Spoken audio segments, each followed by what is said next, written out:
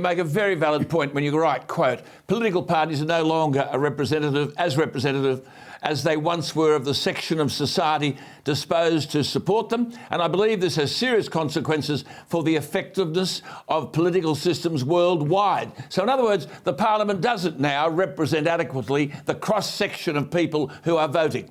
No, I agree. That is right. It's interesting. The last Chifley Labor cabinet that was defeated by Menzies in 1949 was a far more diverse group than the current Albanese cabinet.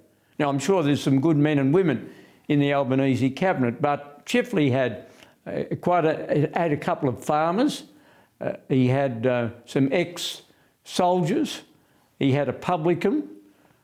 He had a tobacconist. Now, that's practically a criminal offence these days. Yes. My point is that, sure, he had trade union leaders, and rightly so, but in an age when trade unionism has fewer adherents now than ever before, they are disproportionately represented. And the same can be said of our side of politics.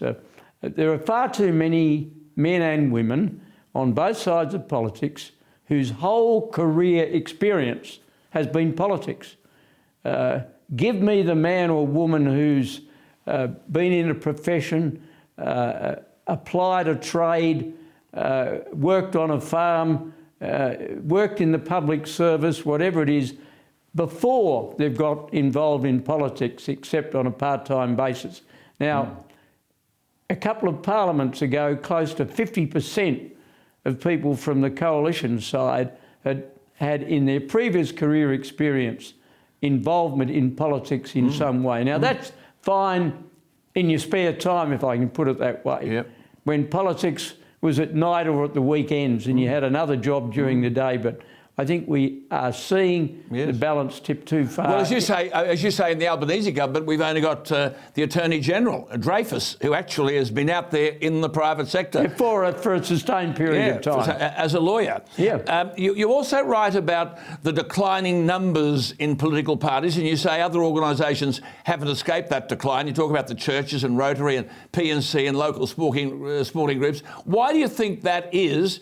Have political parties become smaller and less representative of their constituents?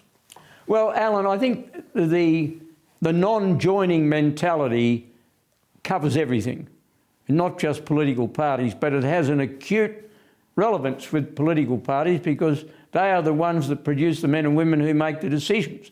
And we have seen in current generations a reluctance of people to join organisations, and as a result, you get an even heavier concentration of people whose only life's pursuit is politics joining political parties. Now, that can produce some outstanding people, but it can also produce a mentality that sees politics as a game. Now, why is it that we've had so many Prime Ministers on both sides in recent years? Is it because we have a greater number of people who see politics in factional and game-playing terms rather than in long-term policy development terms? Maybe that's an explanation. Yes. But I think it's highly relevant.